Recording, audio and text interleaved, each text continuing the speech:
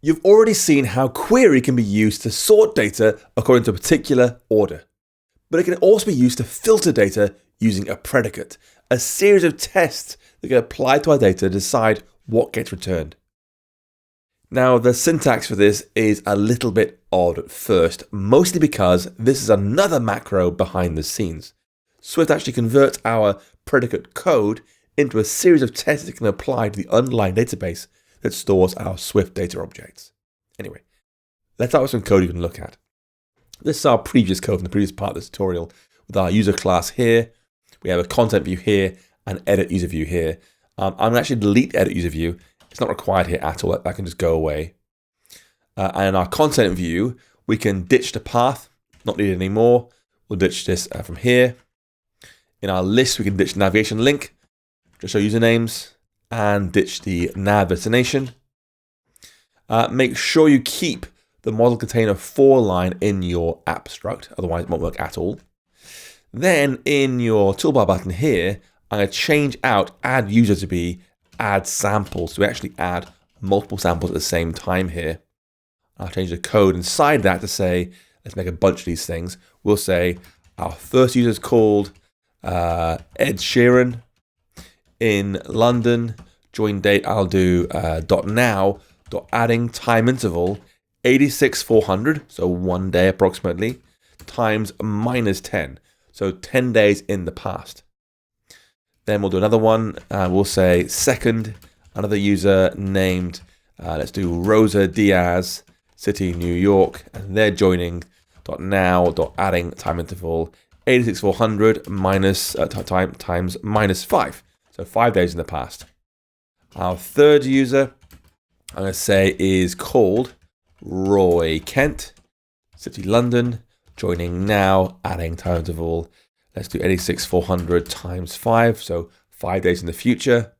And our fourth user, I'll say, is called Johnny English, with city of London, joining .now, adding time interval 86,400 times 10, so 10 days in the future. These dates are all chosen for a reason, giving us more interesting things to work with in the future. Anyway, once we have those, we can go ahead and add them to our core SwiftData storage. I'll say model context .insert first, and then second, third, and fourth, like this. Third and fourth, like that. And that's more or less good enough. I would say when you're adding sample data like this, it's usually a good idea to clear out what you have beforehand, so you've got a nice clean slate each time. In this case, we're going to add an extra line of code to our add samples button at the very start of action closure here to delete all our existing user objects. So we'll say try ? Our model context delete the model user.self. Let's delete all objects of type user from here. So the database is definitely clear before we insert 4 new sample users. Let's run the app now, and hopefully it'll have our users in place from the last time. There we go. Ed, Johnny, Rosa, and Diaz are there. You can see they're being sorted by name. So Ed becomes before Johnny, comes before Rosa, comes before Roy. That's what our query is doing right now with the username in place. That's fine. What we're going to try and do now is filter that data somehow so we only show users whose name has a R in it. And you can see Sheeran has an R, Rosa has an R, Roy has an R, Johnny English does not. So we're going to modify this thing here. Here's our current query with a sort in place. Before that, I'm going to ask for a filter. And to do this, we're going to say filter is hash predicate of type user. One user coming in. And then inside there, we'll do user.name contains R, like that. And then our sort as before. Let's run it back and I'll explain what the code does. Now we're seeing Rosa and Roy, which makes sense. This filter starts with hash predicate user, which means we're applying a predicate, which is a fancy word for a test we're going to apply, testing a given user here. And it'll give us a single instance of a user to check. And in practice, that's going to be called once for every object in our storage that SwiftData is currently managing here. We'll return true if that user should be included in the final results, if we want that user in our users array down here. Now our test looks for, does the name contain R? But it exactly contains a capital R, which is why Ed Sheeran isn't being matched. Even though there's an R right there, we're saying, does it contain a capital R? If it does, it's in the results. If it doesn't, it's ignored. And so Ed and Johnny are being left out. They haven't got a capital R in their name. Contains is case sensitive. It matches exact cases of stuff. So the lowercase r in Sheeran does not match the capital R we're looking for. That works great for a simple predicate test like this one, but it's very, very rare users actually care about capital letters. They just care Sheeran or R or whatever, and it matches everybody, capital letter or not. Just ignore case entirely. And for this purpose, iOS has a separate method we can call called localize standard contains. This takes a string to search for, and it ignores letter case automatically across the board. It's a much better choice when you're trying to filter by some kind of user input. So here, I'm going to say our username here has a localized standard contains of R. Is uppercase R or lowercase r in there anywhere? It's much, much better. And so now we should see 3 out of the 4 users. Yep, there's Ed back again now because he has a lowercase r. That matches.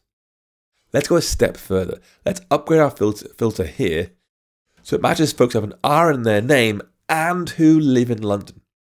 Now to do this, we're going to write our current filter here plus ampersand ampersand user.city is equal to London. Now this is Swift's logical AND operator, which means both sides, this side and this side of the condition, must be true in order for this user to be matched. So the whole condition is only true if it has a lowercase or uppercase r and has City of London here. Now if we only had the first check, R or not, we'd have Ed, we'd have Rosa, we'd have Roy. If we only had the second check, we'd have Ed, we'd have Roy, and we'd have Johnny, because they're all in London. Putting both together means that we get only, hopefully, 2 matching. Only 2 have exactly both conditions. Boom. They have the R and they have London at the same time. Now you can add more checks here, build them up more and more and more like that with more of these logical ANDs. But honestly, it gets a bit confusing and hard to read. Fortunately, this predicate system supports a limited subset of Swift expressions that make reading a little bit easier. For example, we can rewrite this thing here to say, if our name contains R, then if city is London, return true. Otherwise, return false. Otherwise, return false, like that. So, if they have an R and if they're in London, it's true. Otherwise, false. So if they have an R but not in London, it's false. If they haven't got an R, don't even check city, just send back false.